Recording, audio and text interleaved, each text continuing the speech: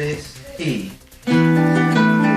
Según quienes compartían con él en su trabajo, el perfil de Juan Pablo Pirce, el exfuncionario judicial, detenido con un arsenal en su domicilio en Traillén, es el de un hombre tranquilo, amable con quienes trataba como oficial de sala, especialmente con efectivos policiales. Bueno, usted puede hacer todos los movimientos que usted quiera, pero yo soy funcionario judicial, le estoy diciendo. Sí, perfecto, eso lo sabemos también.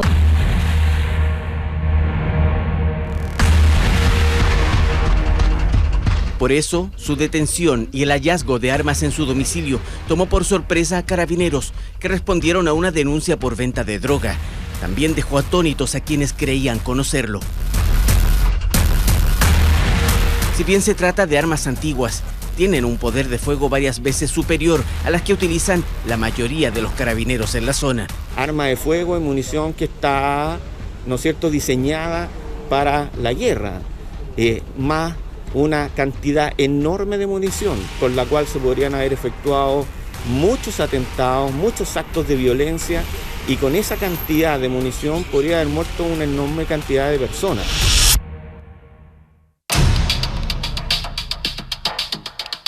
Para efectos jurídicos, no basta con la estrella Guñelve pintada en la culata de este fusil de guerra FAL. Las primeras diligencias que se están realizando en laboratorios especializados buscan determinar si este armamento se usó en alguno de los 310 atentados que se han registrado en la zona desde el año 2018. Nos están quemando las casas, ya están quemando el terreno de atrás nuestro y nos tuvimos que escapar en bote. Chuta, qué pena, señor, qué pena lo que está pasando aquí, señor. Esto parece un infierno. Sin ir más lejos, en octubre del año pasado, desconocidos mataron de un disparo en la cabeza a Pedro Gabriel Cabrera Benavides en medio del ataque a un furgón de trabajadores que la víctima conducía en Collipulli. El arma homicida era del mismo calibre que la encontrada en el domicilio de Pirce, un fusil de guerra.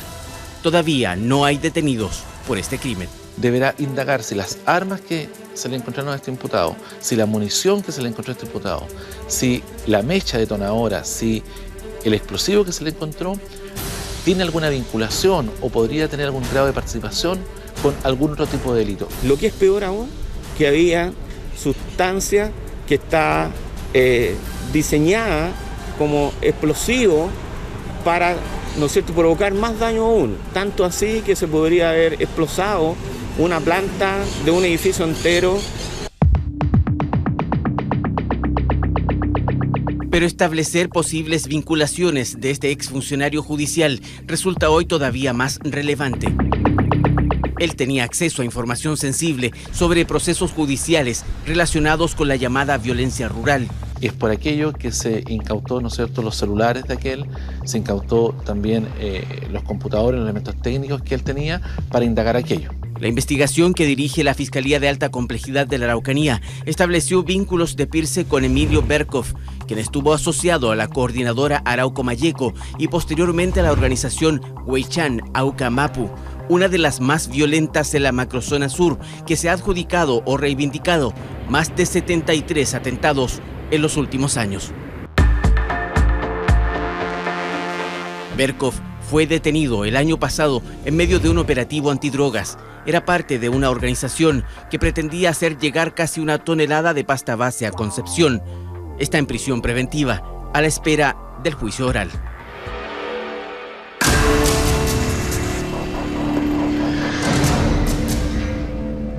Solo 3 días después que Juan Pablo Pirce ingresara a prisión preventiva, Gendarmería solicitó su traslado a un penal de mayor seguridad que el de Traillén, uno que, por cierto, él conocía perfectamente como funcionario del Poder Judicial de esa comuna. Había, a juicio de la institución penitenciaria, riesgo de fuga, incluso con apoyo desde el exterior. Y precisamente por ese motivo este traslado se está realizando bajo estrictas medidas de seguridad y control. Ha llegado personal especializado de Gendarmería y también del GOPE para comenzar este traslado hacia la ciudad de Valdivia.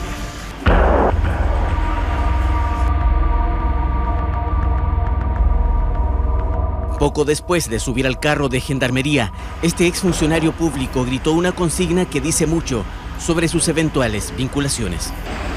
¡Autonomía! ¡Territorio! ¡Libertad! Finalmente se confirma, producto de estos gritos, que se hacía parte, o por lo menos compartía, la violencia que se ha visto en la región de la Araucanía y en la macrozona sur. La figura de este supuesto ayudista dentro de un tribunal ubicado en plena zona roja puso en alerta al gobierno y también al Poder Judicial. Por eso comenzó una intensa revisión de posibles vínculos de funcionarios del Estado con grupos asociados a la violencia. Hay que tener certezas de que ningún funcionario judicial, particularmente de aquellos tribunales de la macrozona sur, tiene participación o está inhabilitado para conocer de estas causas porque comparte de alguna forma estos hechos de violencia.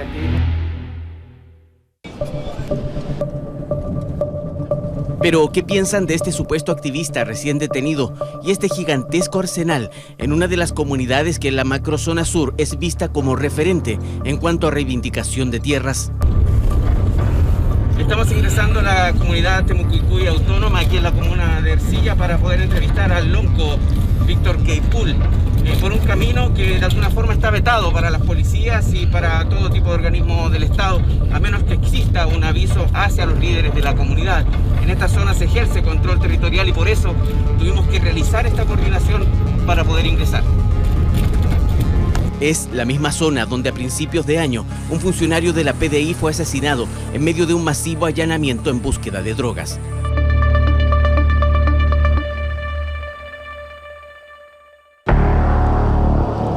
En los sectores donde históricamente se han registrado atentados, es obligatorio mantener máxima precaución y solicitar a los líderes locales la visita a sus comunidades.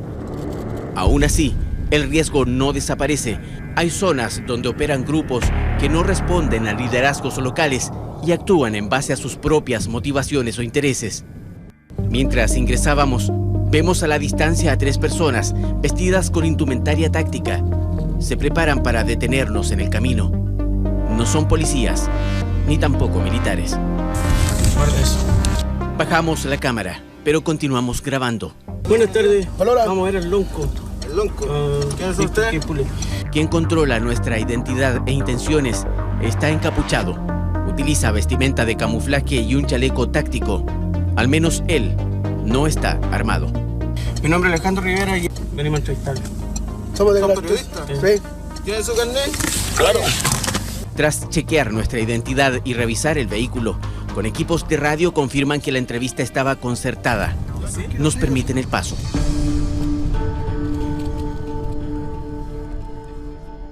Esto es lo que en la macrozona sur se conoce como control territorial. Es un fenómeno único en el país que ni siquiera ocurre en zonas donde, por ejemplo, opera el narcotráfico o el crimen organizado en Chile. Aquí la comunidad de Temucuicui no entra cualquier persona. Aquí nosotros lo vamos a defender de cualquier manera. El control territorial, porque al final hay un lonco, pues si entra cualquier persona como que aquí no hay nada, entonces, ¿qué están haciendo la autoridad mapuche? Víctor Queipul Guayquil es el lonco o líder de la comunidad. Su discurso habla de reivindicación de los territorios ancestrales del pueblo mapuche, el cuidado de su identidad cultural y también la autodeterminación, de cuestionar la violencia, muy poco. En su visión, el pueblo mapuche tiene el derecho a defenderse. Todavía no hemos dicho que vamos a usar la arma, pero de cualquier cosa, por ejemplo, de que lo estemos enfrentando en una situación como eso, también de alguna manera la autodefensa tiene que salir de las comunidades, lo vamos a organizar. Por eso es que igual distintas partes, por ejemplo, cuando ahora se ha visto que se han levantado comunidades, no es así por casualidad. El ataque a los reporteros de TVN no solo fue el ejemplo cúlmine de la violencia en la zona, también demostró que la influencia de antiguos grupos organizados en la reivindicación de tierras, como la coordinadora Arauco Mayeco, encabezada por Héctor Yaitul, están debilitados. Hoy son otras las organizaciones más activas en este sector. Algunas de ellas vinculadas al robo de madera. En la zona donde el equipo de prensa fue atacado, opera principalmente la resistencia mapuche Lafkenche, que con imágenes como esta ha reivindicado varios de los últimos ataques en la carretera que conecta Tirúa y Cañete, incluyendo la detonación de una autobomba en el puente Yeuyeu el año pasado y la destrucción, también con una bomba, de una antena de telefonía móvil. Dentro de sus integrantes se contarían al menos 7 de los llamados presos políticos mapuche. 6 de ellos están en prisión preventiva, no precisamente por su activismo. Se les imputa, entre otros delitos, el homicidio calificado de Eleodoro Rayman Coñuel, de 69 años, en un camping del lago Lanalhue, que un grupo de unas 50 personas pretendía recuperar en diciembre del 2019. Muchos de los ataques que hoy ocurren en la macrozona sur hacen referencia a esos 36 detenidos cuyo proceso judicial es cuestionado por grupos radicales que exigen su liberación. Dentro de esos detenidos, además de los ya descritos, se cuentan integrantes de los 4 principales grupos que operan en la zona. La ya mencionada Resistencia Mapuche Lafkenche, con 8 integrantes, Huaychán Aucamapu, también con 8 personas detenidas, Resistencia Mapuche Mayeco, con 12 detenidos que forman parte de este grupo, y un detenido asociado a la coordinadora Arauco Mayeco.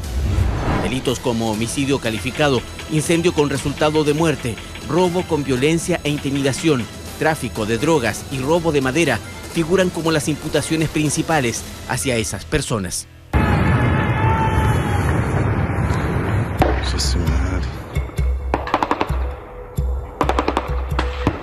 Esas acciones colisionan con otro grupo de comunidades cercanas al Fundo Choque, que optó por negociar directamente con quienes durante años fueron sus adversarios, las empresas forestales. Estas comunidades de Yeuyeu fueron vinculadas por el líder de la CAM, Héctor Yaitul, con el ataque al equipo de prensa. Lo mismo hicieron las comunidades Lafkenche, que por esos días emitieron esta declaración pública.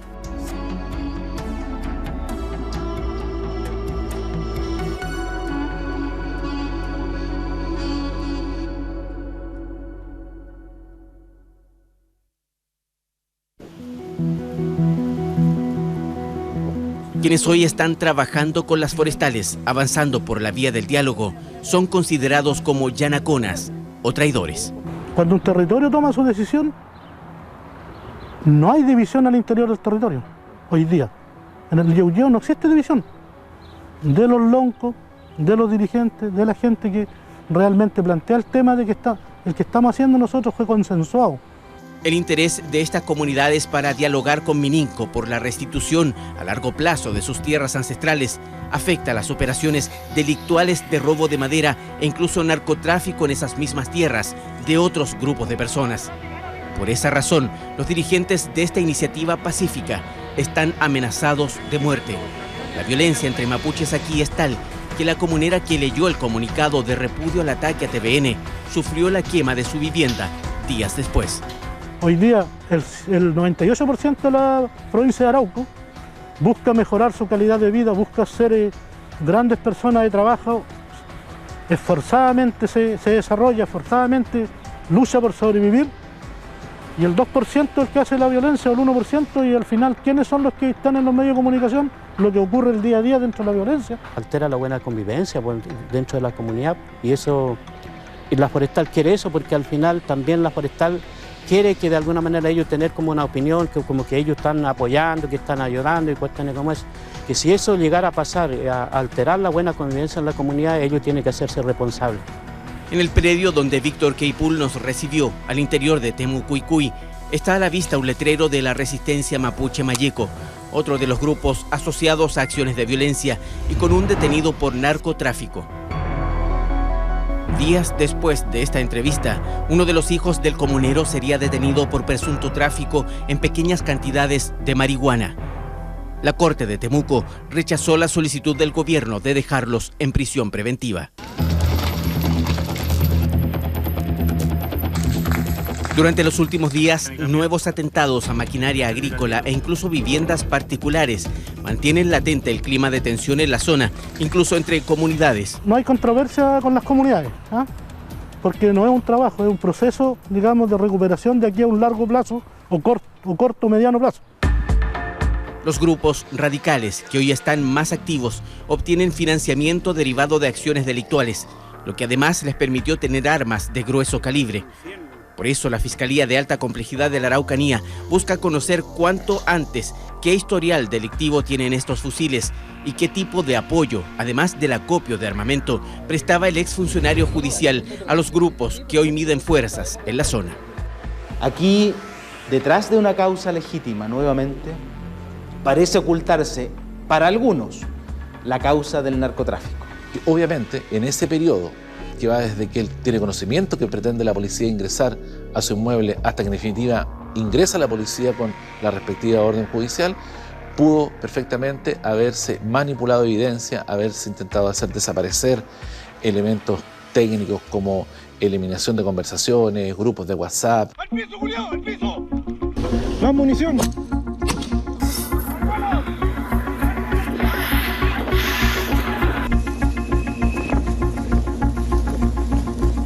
Eso implicaría la eventual imputación de más delitos a Juan Pablo Pirce como posible encubridor. Informes de inteligencia revelan además que dentro del mismo tribunal en Trellén hay otras personas con presunta vinculación a líderes radicales. Se indaga si existió al menos la filtración de información clave que pudiera haber afectado las investigaciones en curso, esas que buscan dar con los autores de ataques y crímenes que parecen no tener control en las regiones afectadas por la llamada violencia rural. Un concepto que para las víctimas no logra definir en su justa medida lo que aquí está ocurriendo. Muchos prefieren hablar simplemente de terrorismo.